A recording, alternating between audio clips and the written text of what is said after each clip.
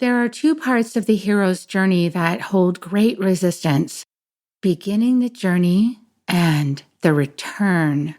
How can we return after our spiritual journey, discovering ourselves and finding such freedom to return back from whence we came, bringing our healing gifts into our community? Today, we work with Renee Baribeau, the Practical Shaman, and we are going to have a wonderful conversation about how to bring our gifts and service to the community.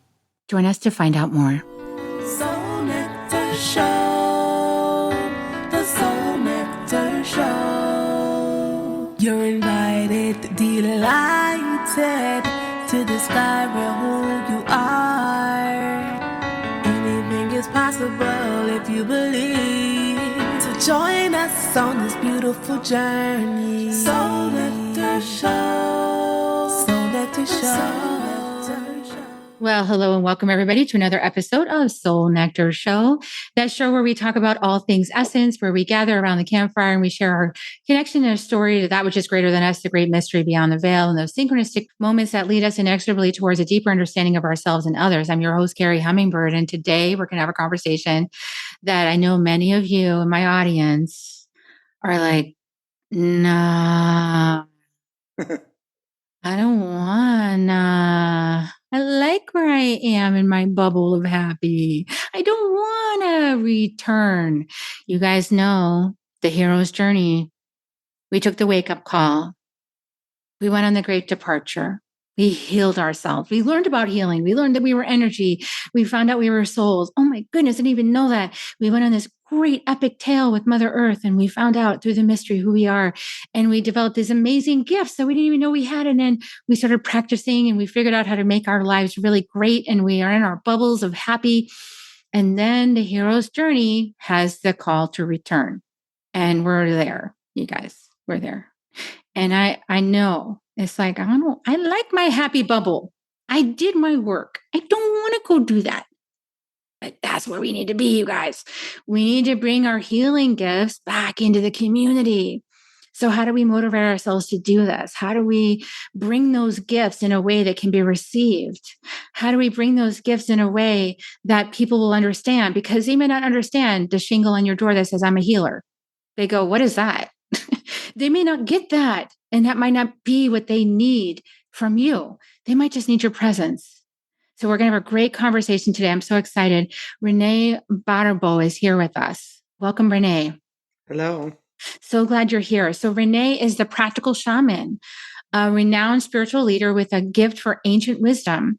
As a Nautilus Gold Award-winning Hay House author of Winds of Spirit, Ancient Wisdom Tools for Navigating Relationships, Health, and the Divine, Renee has captivated readers with her profound insights and practical guidance. And her shamanic wisdom has transformed countless lives. And her upcoming book, The Practical Shaman, promises to be the transformative guide that delves into ancient wisdom practices that create and navigate the innerverse, and offers readers tools to restore their balance and power and tap them into that innate power within. So this is a conversation right up Renee's, your sphere of influence. So tell us a little bit about it for yourself, your own your heroine's journey. How'd you come across all these gifts of wisdom? And then how do you, because I know that you do bring yourself back into the mainstream, how do you do that? How do you see that? So let's start off with you. We want to know more about you, Renee. Well, it's really nice to be here with you, Carrie, and meet you and your community. So I thank everyone in advance who are listening. And what a great topic on the hero's journey and coming back around and coming back in to this mainstream, because we can't live in those. I call it your spiritual bath salts. It's time to get out of those spiritual bath salts and come back into your community. I think the COVID experience was just such a thing where we saw, I can connect to everyone in the world. I can sit in my living room and talk to everyone. And then you hang up the Zoom and you're feeling isolated and alone and disconnected. And so a great part of my work is finding that taproot of how I feel that connection in absolutely everything I do, everywhere I walk. And this journey started, my shamanic journey started a long time ago, but my journey back to home began about 10 years ago when I was writing Winds of Spirit. Those of you who've never seen it, oops, can't see it here anyway, but Winds of Spirit. And I was at a place where I was creating coaching clients and I was creating content and trying to earn a living. And I'm there like, well, how am I going to write a book trying to build a business and earn a living? And all of a sudden in front of me came this job, and they were looking for an event planner who was a marketer, who was a healer. And I'm thinking, well, those three things don't fit in the same sentence, but they did. And lo and behold, I got the job, and it was in behavioral health in an addiction treatment center. And I've been working in the behavioral health care industry for the last 10 years. Now I'm writing my second book. And I found that I really needed that taste back in. That was the nectar that I needed, because I had really gotten a little bit burnt out on the spiritual community where everyone was like, oh, spirit told me and this and that. And, but why am I not making a living doing it? And, all of these concepts, when I do believe we needed at one point to be taken out of the journey in order to have that awakening. But now I think it's time to be brought back home. Like, one of the things that I do in my active day is on the board of the HOA. Now, I always used to think those were jobs for retirement, but one of my jobs is I'm responsible for the beach committee. And last night we brought in this woman who taught us how to make brooms. And I was looking around the circle, and she was teaching brooms so she could get her dream work out there. She thought, no one's going to come to the dream circle, but if I teach them how to make a broom, they're going to come. And lo and behold, it was a real mixed bag of people who you wouldn't have seen at a shamanic circle 10 years ago, but they were there to learn how to make brooms. And when you got into each of them, one woman was totally living off the land, and the other was doing something equally as impressive. So while we were studying shamanism, they were studying gardening. Yeah. And that's another pathway in, because it's Mother Earth, right? So we have many pathways to understanding ourselves at these embodied, we're at the part of the embodiment of spirituality now. And I think that's why people are returning to the earth, returning to however they get there, returning to the earth. We got to return to our bodies and bring our attention, our spirituality, our healing into our bodies. And, like you said, a lot of spirituality up until now has been in the branches of the tree. Well, that tree has roots too. And we got to get in the roots of the tree as well as the branches in order to, if you have a tree that's all branches, that thing's going to fall over, so you got to have roots, right? And roots is a community, roots is your body, roots is the earth, so that's so interesting that people came in to learn how to make a broom. They're like, I want to know how to do this, right? And then they might have found out, oh, wait a second, there's a tradition about this. There's a ritual here. There's a ceremony. Oh, what is ceremony? I didn't know about ceremony. I only knew I was returning to the earth. Tell us more about that. That sounds so fascinating. It was really fascinating. And so she's been going to these spiritual camps, these like survival camps, where they go on for a week, learning how to live basically off of nature. And she realized she needed a way in. And when she went to Appalachia and learned how to make these brooms, then she started to learn about the fibers of the broom and the stories behind the brooms. And, one of my shamanic teachers, whenever she came before she would set up to do her sessions, would be sweeping the whole patio. Actually, a few of them. They'd be sweeping the whole patio. They'd get out their brooms, and they wouldn't ever really tell you that they were, preparing the energy. But one of the best ways we have is to sweep. And it's, it's got a long, long history. And I was telling one of my other, shamanic type friends yesterday, I went, really? I've never heard of the brooms. What are those used for? And I'm thinking, because a lot of what I learned in my shamanic training was from the elders who didn't share. The elders you had to watch in order to learn. You might have missed that they were out there sweeping their dirt floor. We wonder, how do I was sweeping a dirt floor, but that the whole point was the moving of the energy, moving things here and there so that they could make way for spirit. And so that's what we have to do. We have to get out our brooms and sweep away what we think it looks like in order to show up where we really needed to be in service at the moment. That is such a great point. And this is really getting out of our own way in terms of the ideas for how we thought it was supposed to look. Mm-hmm. I think that for some of us, it is being that beacon for other people to learn and to be a messenger, right? For some of us, that is the job. But for some others of us, that's not the role. Our role is to be right back in the middle of society doing whatever job, feels interesting and cool and showing up, like you said, at the HOA, showing up in the community gatherings, showing up and being part of that fabric of society in such a mundane way. And this is where spirituality is in the mundane, right? That's where we learn that part of the lesson because a lot of people are really, really excited by all the journeys and what plant medicine can activate, what amazing insight inside your brain, or what visual, or what crazy epic shamanic journey can you go on. And that is a really cool part of the journey. And I do love it. But equally as important to the journey is bringing your spirituality into the mundane, into the physical reality. That is actually the practice, right? Mm-hmm. In fact, I do the Shaman's Cave podcast with Sandra Ingerman, and she was all excited about me going to the broom making thing at the beach last night, and she goes like, "I think we should do a show where I'll spin and you'll cook." And I'm there like, "Well, maybe that's two shows. You spin, I'll talk. I cook, we have a conversation," because I think that that's the part we forgot is we thought we had to go to these fire circles and we had to go away to camp in order to learn. And so then it's like there was this old thing in AA where, how spiritual really are you when you go to meetings and then you walk out and you kick the dog? It's like, so are we kicking the dog? Or, it's really nice in theory to be, oh, I'm so spiritual and I'm so awake. But am I happy when I wake up first thing in the morning? Do I look forward to this day full of, excitement and with glee, and I do. I mean, most days are like that. And recently in my job, it's gotten really curiously out of sync.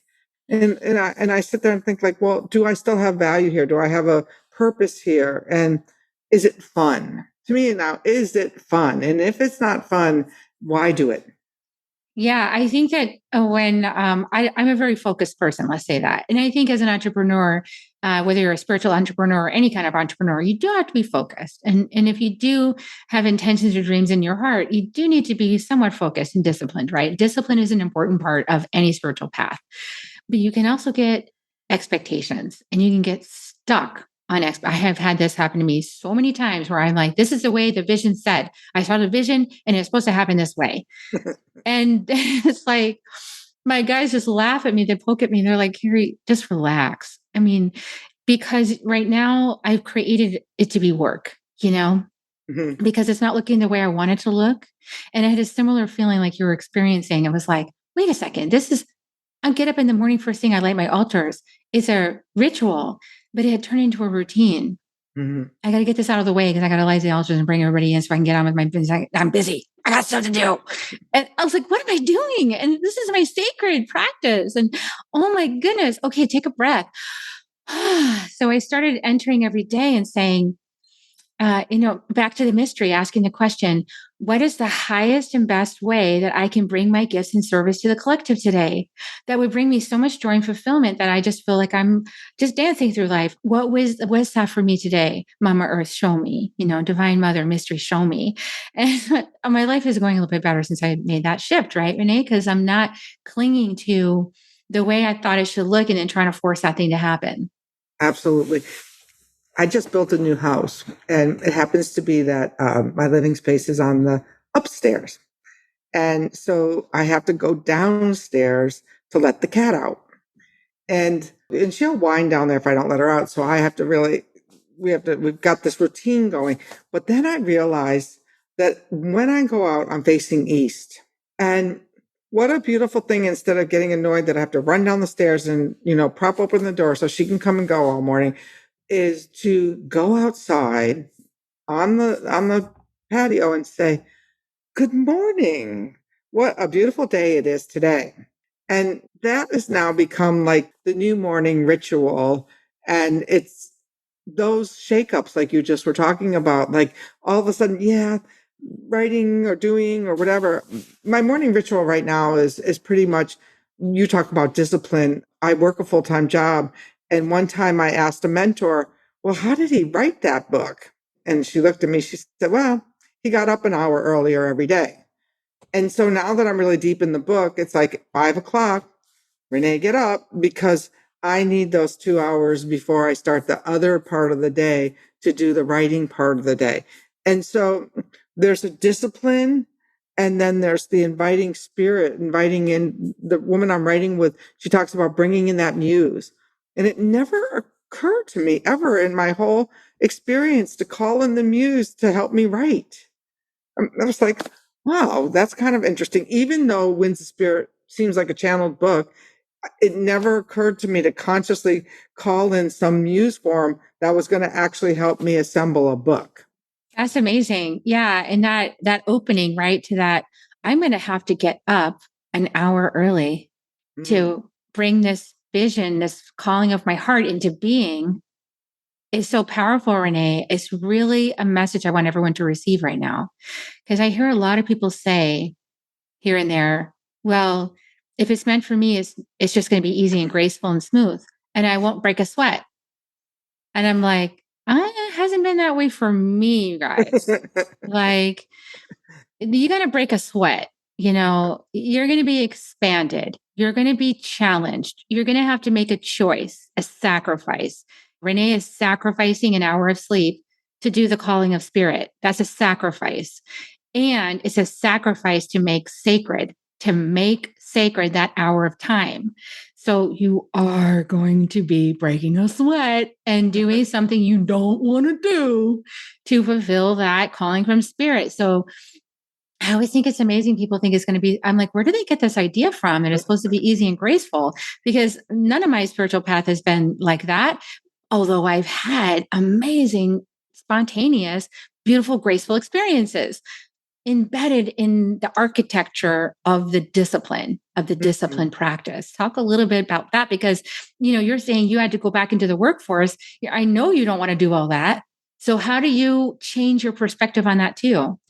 Well, it's a really great point. And since you've written more than one book, so all of you people who think you have that masterpiece book in there, that's going to, bring you like glory. So when Hay House picked up Winds of Spirit, I thought, here is my moment. I am going to be famous. And that was probably one of my biggest spiritual disappointments ever. Was, yes, my book was at the Chicago airport and my mother found it in Portland, Maine, but that was just like the beginning of a new trail. And it was like, for any of you who've been to Peru and hiked up Huayna Picchu, it is like the beginning of the latter part up to the top, when you can hardly breathe because you're already exhausted and you still have the top to go down. And then if you think, oh, I've got a little extra energy, I'm going to go down the backside, forgetting that you're going to have to hike back out. That's what writing a book is. And then one of my friends and I are taking this writing accountability group together, and she wrote, both of our books came out around the same time, about 5 or 6 years ago. And both of us were like so shell shocked after the first book. It took us that long to have enough courage to write another one, because the work starts after the book is published. I mean, you work really hard, you put that dedication and you're inspired.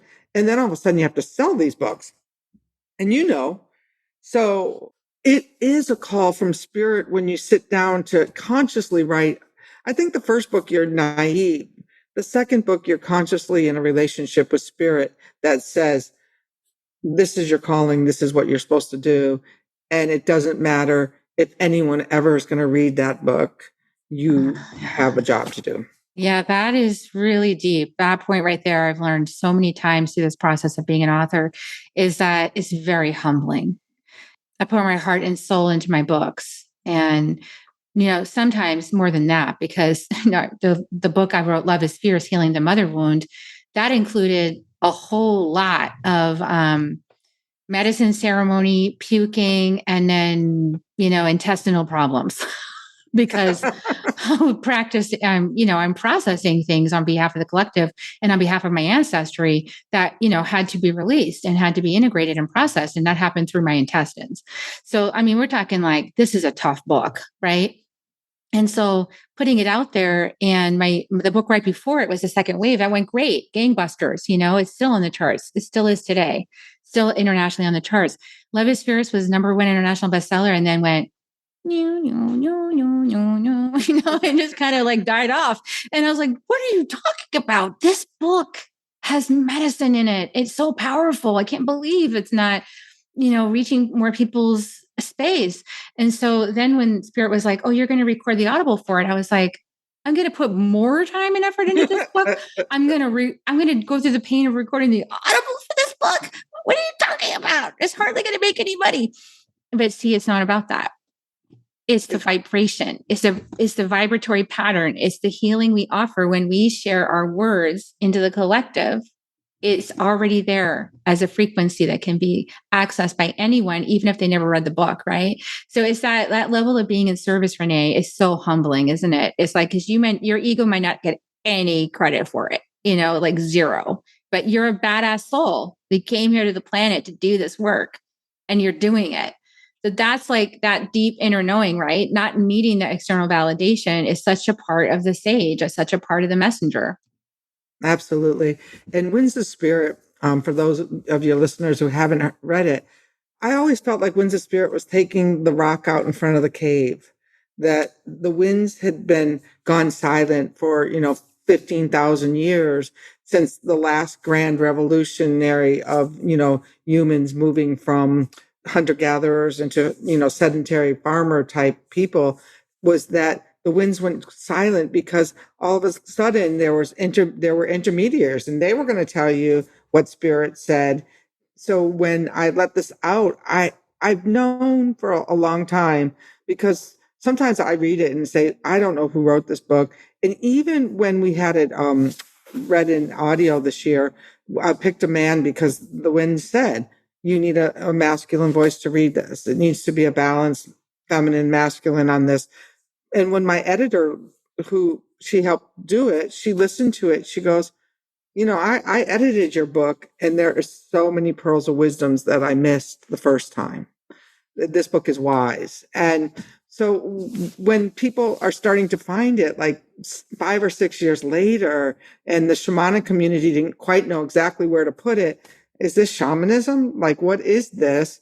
And then I realized that the reason I opened a farm to table restaurant 20 years before its time in a holistic healing center, 10 years before the community was ready, was because I was going to write a book that was probably going to be 20 or 30, 50 years before people were really ready to really fully embrace the wind as the direct messenger of Spirit. And I was like, okay, I can go back to my life. It's that longer view of things, right? And it really does require the soul perspective. I think the soul perspective on it, many, many lifetimes. We've been planning this work for a long time. You had lifetimes architected for this. And of course, this is a lifetime where, we get to plant the seeds of new earth. We're planting the seeds. And we might not in this lifetime get to see the outcome of those seeds, but we can take the shamanic journey. We can take the shamanic journey and see. I've seen the end of my lifetime with all my grandchildren, great grandchildren gathered around my bed. I'm like, okay, this is where I'm going to keep going. So we can give ourselves that faith and encouragement. And like my grandfather before me, 6 generations before, dreamed me into being. Because I was him previously, dreamed me into being. We dream ourselves into being in the future. So we will get a chance to experience it if we just elongate our perspective about who's experiencing it. Maybe we can deal with this momentary blip of no one really knowing what we're doing. But we're doing masterful work right now, and so are you. And so tell us a little bit more about wind work. What is this? This is a messenger of Spirit. This is returning the winds to humanity to understand how to speak to the winds. Tell us more about it. I'm just guessing what it is. First, when I started writing the book, I thought Winds of Spirit. I thought, oh, wind is a great metaphor. That was my first perspective. And then all of a sudden, I started mythology of wind. And then the next thing I know, I was in cross-cultural. I had found 150 wind gods and goddesses throughout over cultures. And the book has 32 of them in there because not all of them, when like the Muslims came into Turkey, everything pretty much vanished about Yelena, or, in Latvian mythology, it's really hard pressed to where some of the lore has been kept alive. But these winds revealed themselves to me. And one day I was with a client and she said, well, why don't we call up one of these winds? And that was the game changer. So we started. So today, what I thought I would do is like I would just call up to a wind for you so you can actually, because shamanism is about direct revelation. So why don't you close your eyes and see what these wind spirits are all about for you? And if they resonate, then you can, go to my website or to the book to find out more. This sounds really exciting. I'm really looking forward to this. Well, you might not be in about 2 minutes when I tell you the wind that decided to come in for the call. So the wind that came in is Taiwa Matea, the New Zealand tempest wind, and it's about rolling with the storm. And all of the winds were there at the creation of this new evolution, and I believe we're at a new evolution of time as well, where this particular wind, the wind, Mama Rangi and Papa Rangi, they were collapsed upon each other because their love was so strong. And so all of their offsprings were, imagine this, sandwiched in between this love that had no air to breathe. And so this wind came through and separated, which is a kind of a talk about where we are right now, made a separation between Father Sky and Mother Earth so that there could be movement and growth. And that's the wind that wants to come in and work with us. So, kind of maybe when I blow the wind whistle 3 times, look into your own ancestor, your mother, your father, where it was collapsed in on itself, where you might need that air and that spaciousness to make movement in your own life. Okay? All right, I invite everyone to close your eyes and put your feet on the ground. And we breathe in. We're going to breathe in 3 times. The first time, we're going to breathe in the wind that we're breathing. And remember, we're all connected through the wind. So breathe it in and then scan your body. And then you're going to breathe out down through your coccyx bone, down into the belly of the mother, Mama Rangi. And then we're going to breathe the second wind. We're going to call into Tyra Matea and have that wind come in and fill us up so that we can roll with the punches here. And then in the third wind breath, we're going to bring in the Father Sky wind of the New Zealand so that we can connect to our breath to everyone around as we move and shake with the impending storms. All right, so breathe in.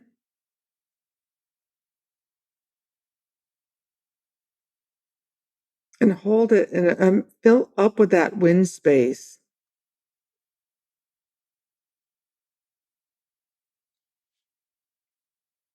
And as you breathe out, let that wind go down to the belly of the mother.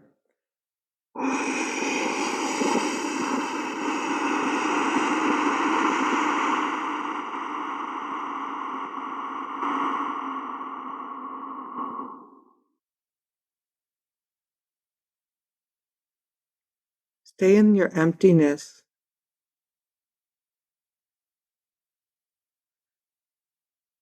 And now you're going to call to the wind spirit, Tara Matea, come in here and show me, reveal to me what you're about.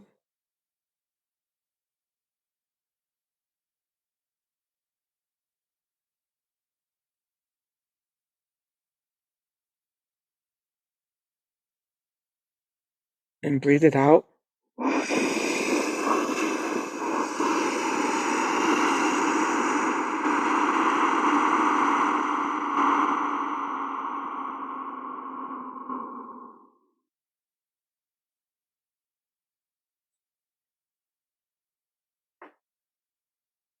And on that third wind breath, bring in the community, bring in the wind sky into your life and into your practices.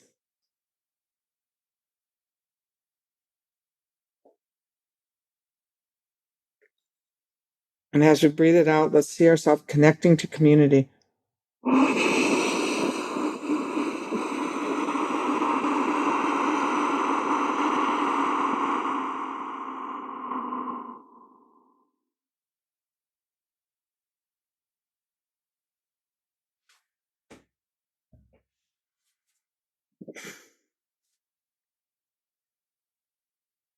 And what is the message for you?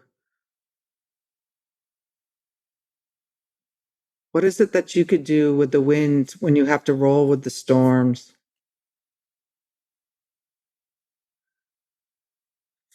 And when you're ready, you can open your eyes and come back to our podcast.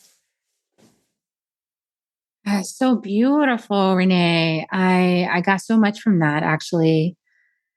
The love together. I thought of my partner Akeem and I, and this love that came into my life 7 years ago. My soul partner, my destiny partner, and we feel so called to be in service to community.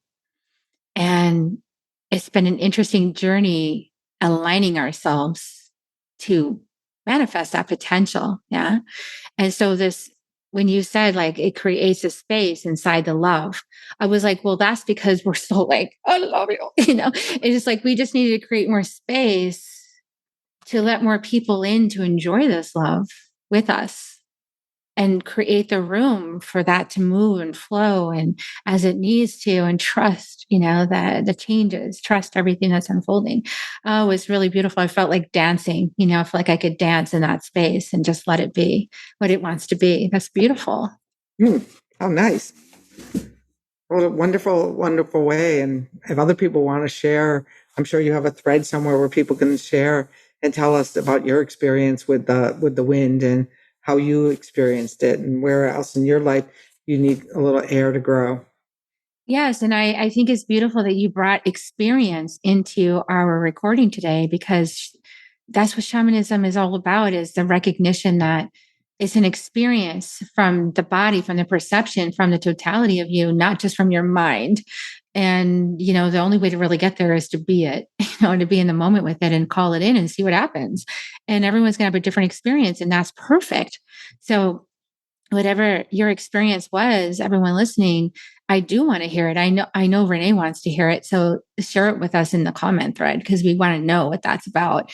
What did you experience? Everybody can experience something unique and different. That's the beauty of shamanism. Mm-hmm. Oh, were you It's a asking what message I for experienced? everyone. It's a message for everybody, right? Yeah. What did you Absolutely. experience doing Well, it? I went back to the broom making at the harbor last night, right at the edge of the water, because when she asked me what I wanted to dream, what I was dreaming was more expansion. And recently, the harbor that I look at out my window has been telling me, okay, you were talking about the wind, but what about the wind in the water? Like what about the combination of the wind and the water moving you and expanding you? And if you watch water, how it moves around things and the flow of it all. And I've been really, I can't say it's a metaphor because I'm feeling it more deeply in my body than metaphorically, but it's this expansion and contraction that's going on inside of my own space. Yeah, and our bodies are housing our houses, our temples for this life experience. They're not separate from the experience. It's not just an etheric experience, it's a body, right? And then the body is made of earth. And so we are also a cell of Mother Earth. So we are experiencing also on behalf of Earth. So I like to think of these nested dolls, that we're getting into the heart of things. Beautiful. I love this. Well, I know that you have some wonderful things to share with everyone. Is there anything in particular you want to invite people to? Is it one of your books or some program that you have or something you'd like to invite people to? Well, I'm really inviting everyone to order up a new copy of Winds of Spirit. And if you already have it, maybe gift it to a friend. You can always find the Wind Whistler toolkits on my websites. They're handcrafted tools. But right now, because I'm trying to get a new publisher, I'm really trying to get people to keep my book, selling and relevant. So that's my big request. That's my big ask. Oh, I love that. I love the transparency of that too. So everyone, authors, we always need readers who really enjoy our work to get up on Amazon and leave comments and leave reviews and share it out with friends, because that's how we stay relevant. If you're doing that, you're helping us to get our message out. If you enjoy our work, you're helping us to be seen by more people and helping, like you said, publishers to know we have an audience here that appreciates what we're doing. So the greatest gift you can give an author is purchasing their book or their Audible or whatever, and then going up and leaving a review for them. So if you can do that today for Renee, and if you have any time for me too, please do it, and we appreciate you. And then also leaving a review for this episode, share this episode out with anyone, because that's going to help too. We just love that you're doing this with us. So thank you for staying with us through the whole conversation. Are there any last words of wisdom you have for people today, Renee? Go outside. Go outside, breathe, right? Use that wind, that air. And just remember, the wind you breathe out is going to go around the world. So what is that vision that you want to breathe out for the entire world? I love that. We're all sharing the breath, you guys. Beautiful, Renee. Thank you so much for coming on the show. And everybody listening, like I said, please do the reviews and the likes and the shares and all that kind of stuff. And here come your kisses. Renee, if you want to join me, we're going to give kisses to everybody. Here they come. We love staying. We're just going to kiss. With our breath, sending kisses and love into the air. And that was perfect for you anyway, with your topic. And we'll see everybody. Thanks for joining us. We'll see you next time on Soul Nectar Show. Bye for now. If you found even one gold nugget in this episode of Soul Nectar Show, will you do us a favor? Will you subscribe, like, and share this episode? Maybe even write a comment and let us know what you thought about it. We really, really want to engage with you at a much deeper level. Let's be part of community together. Have a great week, everyone. Bye for now. To dive in deeper to nourishing conversation, visit soulnectar.show. Soul Nectar Show. Awaken, awake, show. Take a sip from the drip of nectar, from the source of who you are.